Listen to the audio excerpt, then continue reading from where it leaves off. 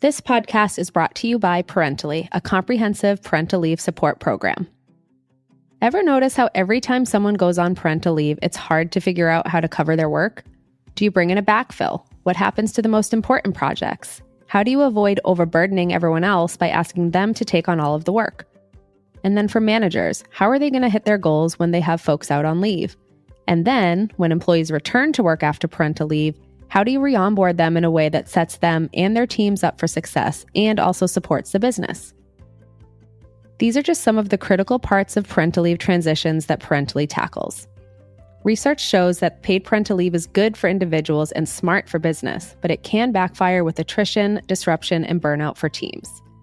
Parentally provides a coaching program for employees and manager training for people leaders, driving business continuity through parental leave. If you think your company could benefit from our support, reach out to us. Visit www.parentally.com or get in touch at hello@parentally.com to learn more about our programs.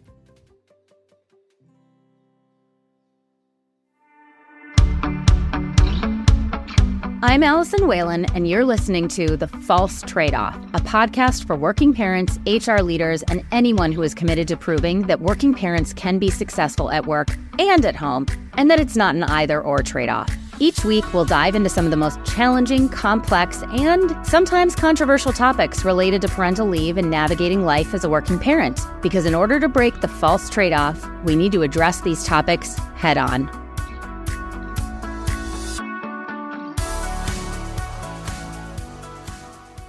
What happens when two passionate C-level leaders advocate for more generous paid parental leave? You get an industry-leading policy shift that not only supports employees, but also strengthens business outcomes. During their tenure at Neiman Marcus, Chief People Officer Eric Severson and Chief Customer and Retail Officer Stefanie Ward played key roles in shaping the company's paid parental leave policy, which was updated in 2022. The new policy made all associates eligible for 16 weeks of paid leave upon welcoming a child, with up to 24 weeks of paid leave for birthing parents. In this episode, we're joined by Eric and Stefanie, who take us behind the scenes on what it took to make this policy happen at a major retailer.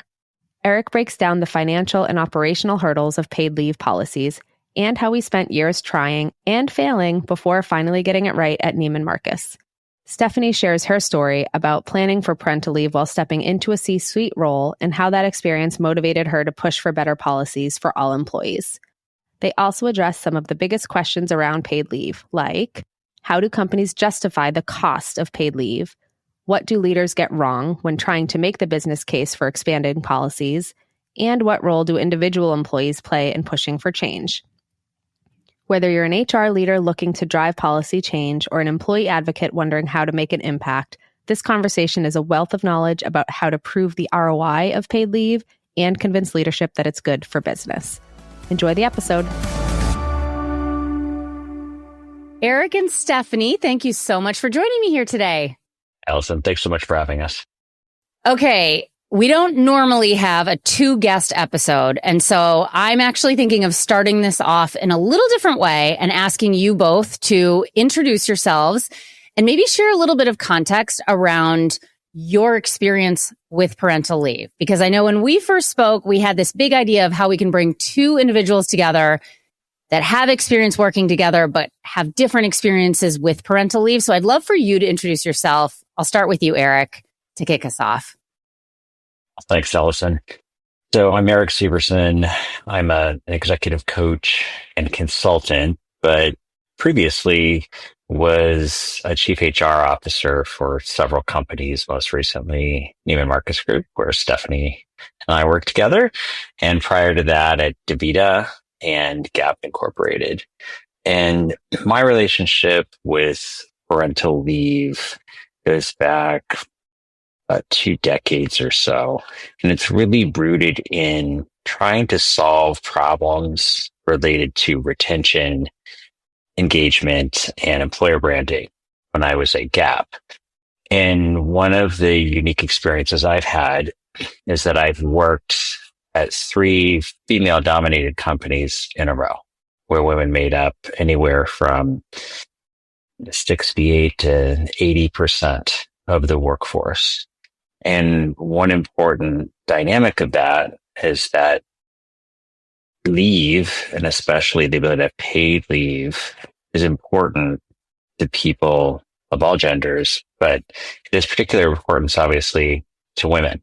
And so it was very clear to me early on in my tenure at Gap that unless we could address the issue of how to allow the people who made up the majority of our workforce to be able to stay in that workforce, to afford to stay in that workforce, to have protected time to stay in the workforce, we were not going to be as competitive as we needed to be in talent. So I worked on it for many years and was unsuccessful for many years at figuring out, trying many different things, how to get companies to pay for paid leave. And we can talk later in the podcast about what some of the challenges are and how you get at them.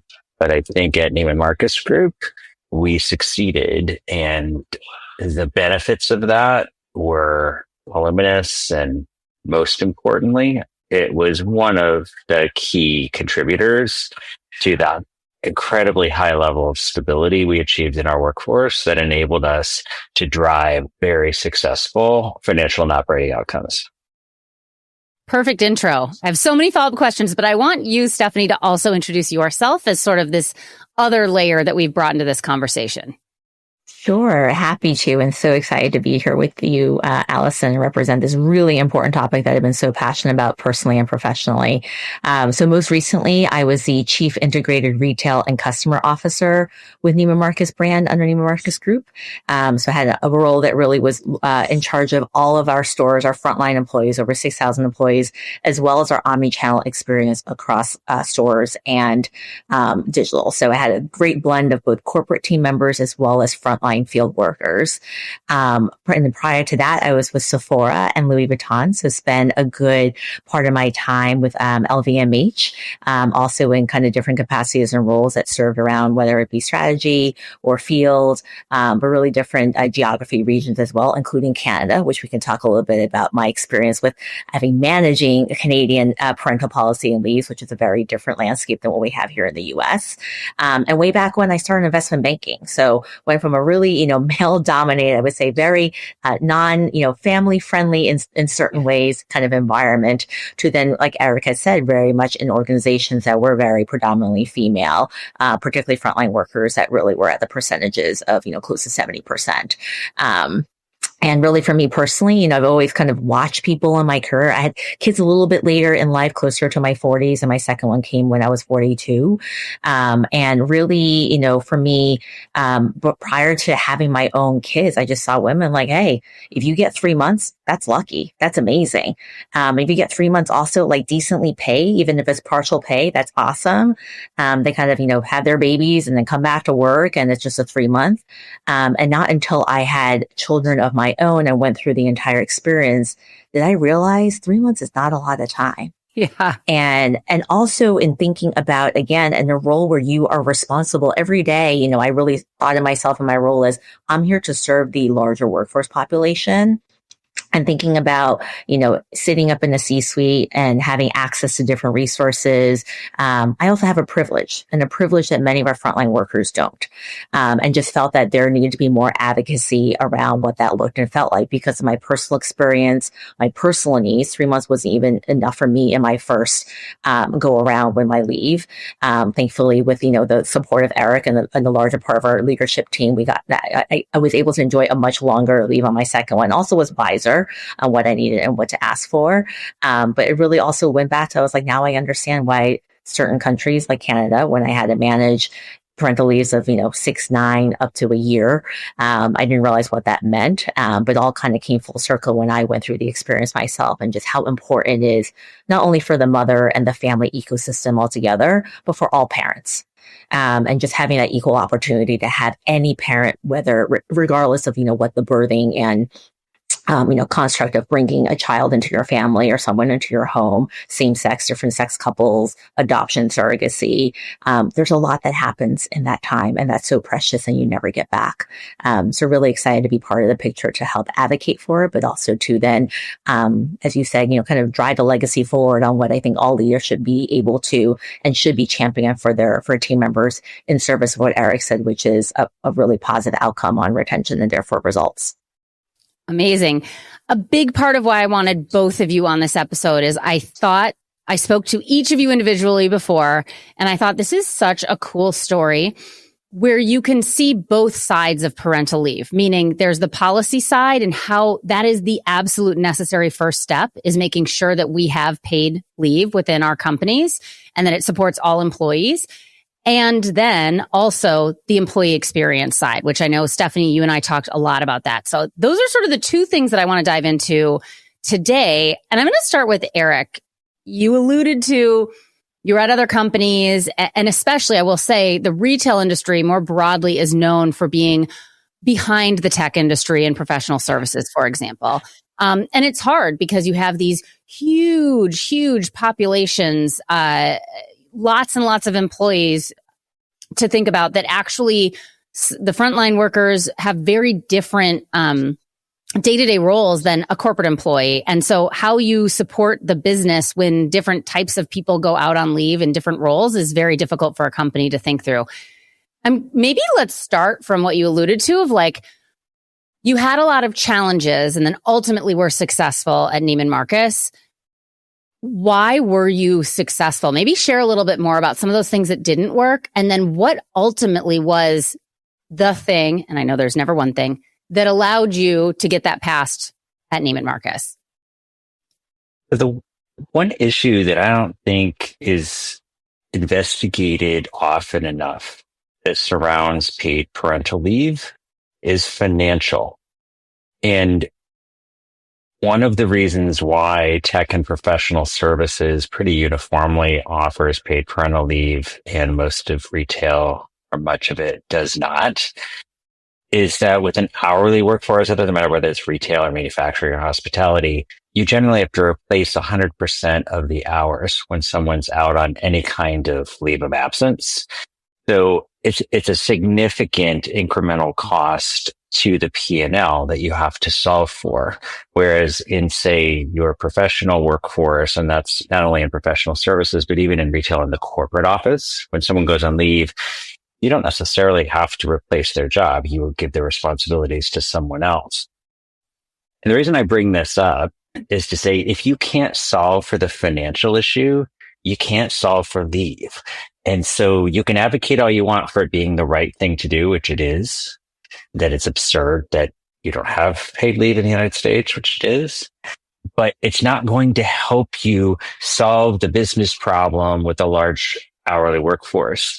So that is one of the things I worked at for many years. And I would say a couple of things that's really important. One, if you, as the advocate for the policy, who may be the chief people officer, like I was, don't have either the financial acumen or the actual analysts to do the ROI and cost benefit analysis, then you need to get them. You need a partner in finance who's on your side, who's going to help you show how you can pay for this in opportunity cost realization or turnover cost reduction and do the real math with you. Secondly, you need a P&L leader to be on your side. In the case at Neiman's, Stefanie was one of those P&L leaders. You need people who are running the business to stand with you, with your executive team and say, I'm willing to take on this financial risk. Here's how we'll offset it. This is why we actually need to do this. I think lastly, you just need to have the ability to show how it aligns with your brand and what you do. And I think as a leadership team at Neiman's, we looked at the financials. We did all the cost analysis. We did a very accurate projection of what it was going to cost to extend this to all of our folks. And we held hands and agreed that it was not only the right thing to do, and that was important, consistent with our values as a company that was founded by a woman 118 years ago.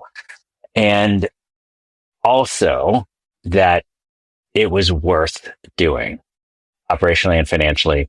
And it was. And I think when you look at our performance over time, everything from retention, time to hire on people, KPIs, and down to earnings per employee, all of those improved after we put this in place. And I'm not here to say that that's the only change we made that put it into place. It was a collection of various decisions to really, really strengthen and enhance our employer brand and hold good people who produced financial results for us. So I think those are some things I discovered through trial and error, and making mistakes are necessary if this matters to you. And so for Neiman Marcus, because I love everything that you've said around the business case piece, I think that is so critical. I also think that we came out of this period over the past few years where companies did make a lot of decisions because it was the right thing to do, because the economy was great and it was really hard to find any talent and everyone else was doing these things. And we're not really living in that era right now. And so it's even more important to have a strong business case to continue to support parental leave policies. For Neiman Marcus, what specifically was the thing that you cared about the most in that financial plan where you could say, this will improve these metrics? Was there one that was more important than something else? Retention. So we had significant retention problems in 2019 when I started. And while there were numerous reasons for it, one of them was the lack of family friendliness in the company environment. When you combined it with other factors that had to do with pay and other things, it became very significant. And I will not forget that even 2 weeks before I started, I joined a town hall, global town hall, with all of the employees in the company. And there was a Q&A section. And one of our employees used the time to ask me, what are you going to do about the fact that we don't have any paid leave? And I never forgot it. And so I think it's a good illustration, and it did inform part of my advocacy. I mean, I've been doing this for a long time and had wanted it in every place I've been. It is important for individual employees to push leaders, including publicly. Like it matters. It has an influence. And there was an employee on my team, one of my people services directors, to whom it was also very important. And she also pushed me hard. Like, why can't we do it right now? And I was very much about time. I got it at the right time when the business leaders are ready for it and the financials are in the right place, which is true. And she pushed me and pushed me and pushed me. And I did take the initial plunge with our CEO to say, I think we can figure out how to do this after one of my conversations with her. And you're raising an interesting point, because it's not just about making a business case. I think for people, especially at that chief people officer level, you've got 1,000,001 things that you're thinking about that you could be building a business case around. And so there's this first piece of deciding what problems to then build the business case for. And so what's interesting about what you just said is it does matter for employees to push company leadership on this. And then you've also mentioned that it does matter for non-HR leaders to be sort of on the same team saying, yeah, this also matters to my business. And so maybe that's a nice segue into Stefanie. When you joined Neiman Marcus, had Eric already increased the policy? Walk me through how that worked and how you were able to lend your voice to this mission to help change the policy. Yeah, so I actually joined Neiman Marcus Group before Eric arrived. And so we had gone through just different, and I wasn't in the C-suite. So I had a role that was, coming new. It was actually not even in charge of our field employees at that point in time. It was really to build our omni-channel strategy. But I came in the company very openly speaking to any of the leaders I met that, one, I am here to build a family. I'm on that journey right now. I was managing also fertility kind of journeys and challenges. And I was like, okay, check the box. This company has good fertility coverage. Great. And then I went to ask, and can you tell me a little bit about your parental leave?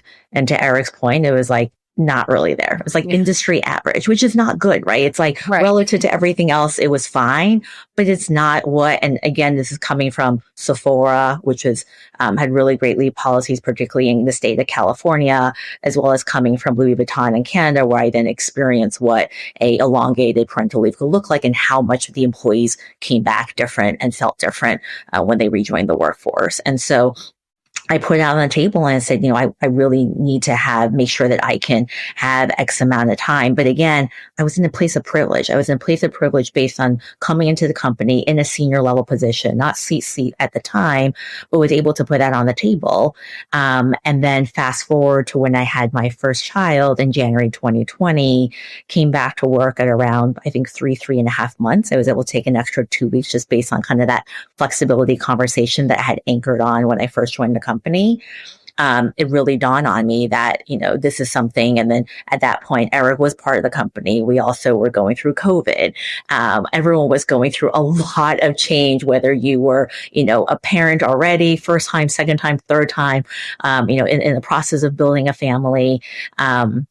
And to Eric's point, there's so much that already was kind of swelling around the voices around the table. And while frankly, Eric and I personally never had that conversation, I was knocking on my C-suite leader's door every day about it. Every day I was pregnant, then every day after I came back and said, we have to change this. And he was representing that voice in that group leadership team because, he had a senior leader on his team who was really advocating for that. Eric's is like, so it really kind of swelled that, but it takes those personal anecdotes and moments to pause and not just raise the awareness of it, but really just talk through what that experience is. When I came back, again, not only was it COVID, first time parent, I didn't have family nearby in Dallas, didn't know what, I brought my baby to every single conference call. We're working long hours to figure out how to turn back our stores and to leverage the omnichannel ecosystem that I had a chance to build. And so I had to have a direct conversation with my leader too and say, I'm a bit lost right now. I know I was your strongest player, call it 6 months ago, but right now I need all the support because I'm coming back, in a whirlwind of things. And so, all of that just led to more of like, this on ramp, off ramp time, which I know, Allison, you said you're kind of curious and in hearing about it is so critical, but for the company to put a stake in the ground. And then for my second leave to say, we are behind you. We want to remove that anxiety. We want to remove that potential kind of thought about from either a time, financial, or even mental health perspective, because we're going to give you that time makes a huge difference. And Stefanie, talk more about your second leave because you were promoted while you were pregnant. Yeah. So I'm curious for you to share more about that experience and how you handled preparing, going on leave. Did you take the full time that you were now suddenly allowed to take? Yes, it was quite the interesting, kind of force of events because, as I said, my first, kind of leader when I had my first child, very supportive. We talked through everything. When I was about to announce my pregnancy with my second, I also had then a new boss. So within my first kind of, we was like new baby, new boss, and then new role because I got named an interim chief retail leader with the prospects of becoming a permanent C-suite leader role, but to a person who just came into the organization from the outside, didn't have a family of his own. I knew nothing about him. And it took a very open conversation to one, personally feel confident about the skills and the track record that I had built to be vying for this role in a more permanent way, but also to be very open and candid and thoughtful of, I have a vision and plan for how I would want to see this team come to life, which we had a chance to restructure, but also knowing that we're on a time clock because in 6 months, this baby is coming, whether, I have any kind of liking to that timeline or not. And so, it was a lot to manage at the time, but I think I took a little bit of the experience I had from my first leave. And Allison, why I'm so excited for, what you and the team can offer is the thoughtful conversation and plans make a huge difference. The beauty about a parental leave is that it's actually a leave that you can plan for. Granted, some things can happen along the way. There's always kind of mysteries in health and life and all of that, but you have the time to plan for something. And the opportunity for me to take 6 months to thoughtfully plan with my new leader, not only what the prospects of my role would be, but also what a team would be, was really helpful. But again, I had to take that initiative. He had to be receptive and wanting to hear that, build a plan as well. But we don't have the tools or resources and advocacy around the table, not only for the leave itself, but also the experience before and coming back. Then it does make it more challenging, where even the leave itself is not going to solve things like retention and employee engagement and the opportunity for many of our workforce leaders to feel like they have a path forward after having welcoming a new life into their family. Yeah. Something struck me also that Eric said earlier around when companies look at extending a leave policy, they think about the cost of replacing an hourly worker, whether they're in a warehouse or in a store or whatnot. They don't think about the cost of the corporate employee because they probably won't backfill them. At least that's what I've found in my work, which is actually good for getting a better policy approved because it makes it cheaper to do that, right?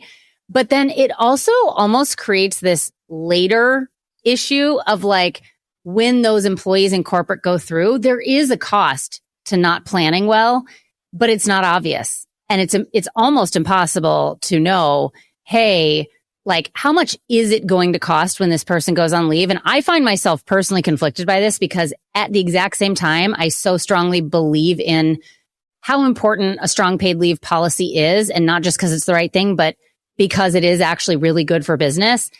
And also, if you don't navigate each of those situations intelligently, it can be really, really expensive, And so it's almost like you've brought that to life with that story, Stefanie, of like, yes, you're so glad that you got this leave, but then how do you actually make sure that it doesn't completely backfire for the company and for you as you're stepping into, the biggest role you'd ever had? I'm curious, Eric, and this is kind of going back a little bit. What were the concerns when you rolled out a longer paid leave policy? Was there pushback, and maybe even not necessarily pushback, but concerns or hesitations or things that people thought, oof, we should keep an eye on this thing? And if it's okay, Allison, I just wanted to underscore one thing that Stefanie commented on. And that's that had her leader, when we first implemented the new policy, not supported it, I am confident it would have been dead in the water, because he was accountable for the majority of the company's employees who would be impacted by this policy. And like all P&L leaders, he had attributed to his P&L any of the corporate costs that were allocated.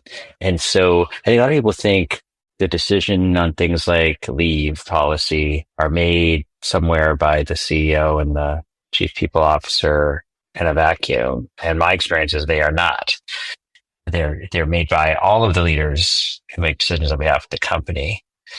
And that's a good segue to the question about what are the concerns, because I think they're the usual concern. There's obviously just the financial cost.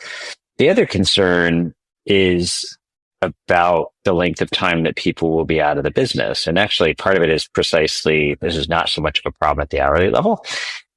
It's more of a professional issue. And that's that if someone's out of the business, say for 5 months, which they might typically be at Neiman's, because our policy was 16 weeks of paid leave on top of any disability leave. So it takes you to 5+ months, depending on the case.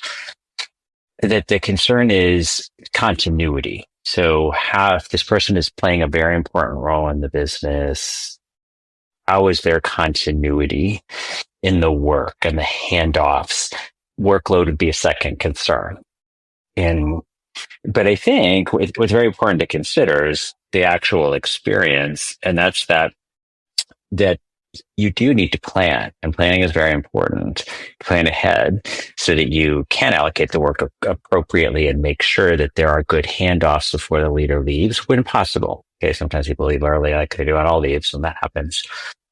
But there's a real upside, and that's that one of the best ways that people get experience doing something outside of the scope of their normal job is to fill in when there's a job opening or a leave for someone else. Because often there are not enough open job opportunities for someone. And even if there are, often if you haven't done that exact job before, often your employer is reluctant to give you, to rotate you around. And it's also a little dangerous. What if you rotate into a job you've never done and you can't do it? Then what happens? Right. Do you leave the company? Sometimes that happens. So I always have seen covering for leaves as a perfect opportunity for the company to test people, to stretch them, to give them growth opportunities. And often you can parse the job up. Often, for example, if I have a people services business leader who manages, let's say, 3 or 4 business groups, and she goes on leave, then I get a chance then to divide up. Maybe I have several people who want experience as a business leader, but they can't take a job as big as hers. So I give one piece to this one piece to this one piece to this one. And sometimes you find out, they don't like it. They're not good at it. Great. I'm glad I didn't rotate them into the whole job. So I think these are the things that if people are advocating for appropriate paid leave, and to think broadly about the benefits as well as the costs and articulate them to the organization. I think that's so well put. Stefanie, I'm curious, in hindsight, with your second leave, when you took more time, what are things that you did in hindsight really well to set you up for success when you returned? Yeah, so my second leave, I ended up being able to take close to 5 months. So it was almost an extra 6 weeks on what I had in my first leave, which, like I said, made a lot of difference even for my own mental capacity. But it was also unique because my first role, I was, it's still very defined, smaller team. Second role inherited, our entire P&L for the retail organization, plus the roles I had played prior to really stitch together omni-channel. And fast forward a couple months after I returned, I also then expanded my role again. So, different things and everything. I would say the second time I was able to set expectations for myself and also for my leader, in the sense that I was like, the first 6 weeks, I am going to go dark because I'm going to be sleepless. I'm not going to know what's happening. I don't know how postpartum is going to hit me the same or differently. And so even just saying like, this is going to be my dark time. But then after that, every 2 weeks, I did do a check-in, and a light check-in, not in a point where, I was involved in the day-to-day, but just to keep the relationship going and just to really understand, because my leader was also new himself. So there's a lot of newness with him being still new in the company. My whole leadership team was new. I had handpicked and designed a whole new org, literally weeks before I went out on parental leave. And so I had to balance it. I had to balance with giving myself the time, allowing myself to do that, and allowing my leaders to step up and learn in Eric's kind of, perspective of this is a time where they always say that you're going to learn the most from when you don't get things right and you're going to fail. And that was going to come from me as well as my leadership team on just really figuring out how to gel together. And that was something that, if I think about hindsight, I now know what it takes when you're at a point where you have to build a new leadership team. I probably would spend it more, but things that I couldn't foresee at the time, like how they would gel together as a culture. So I probably would have hired an executive coach for the team earlier on so that gets somebody to guide them. But what I did do better even on the second was just setting very clear expectations. And that comes from the experience, but also knowing that I had a larger role and responsibility and had the, kind of accountability to really be able to look, but again, couldn't cover every single base in time and had to forgive myself for maybe not having it all perfect. But telling my team that up front, I'm not sure how this one's going to go, but I'm going to tell you where to involve me, how I want to stay involved, when I want to go dark. And we will figure this out, and I will be back in no time stronger for you all.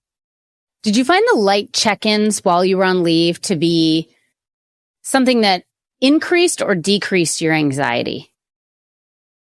For me personally, it decreased the anxiety because again, in that moment in time, and again, every scenario is going to feel a little different, but back to your kind of call out, like I was so excited to get this new role. My biggest role, my first C-suite role for a multi-billion-dollar, P&L to really be able to get to this place was amazing.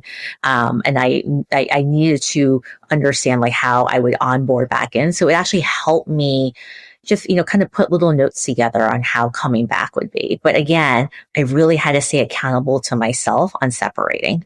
Mm-hmm. So it's one of those like fine lines where I knew myself well enough to know that I needed some of these check-ins. I wanted to provide that, but I also needed to make sure I stayed true to protecting myself and the time I had with my newborn and with my family at the time. It's probably the number one piece of feedback we get is that when we encourage people to at least consider some form of communication while they're on leave, that is the number one thing they thank us for. But the hardest part about that is exactly what you said, which is you need to be really true to yourself about why are you staying in touch with work and when and how. And what we've found over the years is that, one, it's not right for everyone. And two, when it works well, it is exactly how you've described. Light check-ins that prevents you from sort of losing yourself in anxiety, worrying about what may be happening, but then you have to stay away from work. Like it can't be working. It's check-ins for certain things that are making you feel better about what you're doing. So thank you for sharing that. We are almost out of time. I want to end with a little bit of a vague question, and you can take this in whichever direction you want. I had two questions around what do you hope your legacy is at Neiman Marcus, given all of this work that you've done there? But the other question I wanted to ask you was, why do you think the parental leave topic is so important? And so I'll let you choose which one of those you want to answer, whether it's your legacy or parental leave or both. I'll go for a little bit of both. I think the legacy, given that my departure is also kind of fresh in mind right now, is really just being human. One thing I think about becoming a parent is it didn't matter what title we had, what role I served into the company and what I brought to the table on my LinkedIn. Going through that process is extremely humbling. And so for me, the legacy is just really modeling that and really being open to talk about that. And it's not to say that, I had to put in every single detail about my upbringing of my kids on the table, but just making it aware that this is part of life and we need to be there for each other to do it. And to have a company that supports that from a structural standpoint is just one step of the entire game. There's a longer road and a longer village of what that means after, especially when you come back. So I hope I left a legacy of just putting that out in the open and being a leader that models that, because I believe it so much. In terms of, why is this so important? It's like, this is one piece of the puzzle. There's a lot going on in this ecosystem of parenting. I can get really philosophical and scientific around also population declines and everything like that. But, there's statistics out there that even, kind of the, call it later millennial generation, and even those who are, privileged or underprivileged, like, thinking about starting a family, no matter what type of, family makeup you have, is something that is just, is hard. The cost of childcare is hard, cost of education, like there's just a lot of that. And so having something like a parental leave is just one piece of the puzzle to alleviate some of that stress and the support that goes around it. And so I think, just this one topic is part of a larger ecosystem on how do we continue to drive a culture and environment, not just within a corporation, but, as a country, in terms of what is that we feel like is the right thing to do, but also what we want to propagate into the future. Beautifully put. Eric. I think I've long answered the question about what I want written on my tombstone by saying, I want people to say that this guy did something to make work better. And the role that parental leave plays in that is kind of central to one of the things I am most passionate about having an impact on, and that's equity. And the concept of equity to me is just very simple. It's about level playing field. And in the case of paid parental leave, it's about ensuring that there is not a penalty or a bias that people who choose to be parents have to pay. And in particular for women who carry children. And the role that paid parental leave plays is to make sure that there is a level playing field, that people who have children, which is quite a demanding process, don't have to interrupt their career to do so, and don't have to take a back seat and don't have to step out And one of the things that I found at my employers who didn't have paid parental leave is that the rate of parents, particularly women, who did not return from parental leave was many, many times higher than at Neiman Marcus Group, where we provided paid leave. And ultimately, that's just an injustice. Like, what I wish is that the United States had paid leave. But until it does, I think it's employers' duty to step up. But even more than duty, if they really look at this the way you'd look at any other investment, they would find that having some of your top performers who are your most knowledgeable and capable people remaining in your workforce should be a top priority. Well, thank you so much for both of you for joining us today. We try to keep these episodes under 30 minutes, and of course, we couldn't do it. I really appreciate you bringing this to light because I do think that parental leave more broadly is a very important, dynamic, and nuanced topic. And so for me, this was really fun to have both of you bring to light different aspects of the parental leave experience and policy. So thank you so much for your time today because this was really helpful to everyone. Thanks, Thank you, Allison. Appreciate the work you're doing in this space. Thanks for listening to this episode of The False Trade-Off. Make sure to subscribe if you like what you heard and give us a follow on LinkedIn to continue the conversation on all things working parenthood and parental leave. Is there a topic you'd love us to cover in a future episode? Drop us an email at hello@parentally.com. And if you're looking for support on preparing for parental leave, head over to www.parentally.com. We have checklists, guides, and other free resources to help you make the experience a little bit easier. That's PARENTALY.com.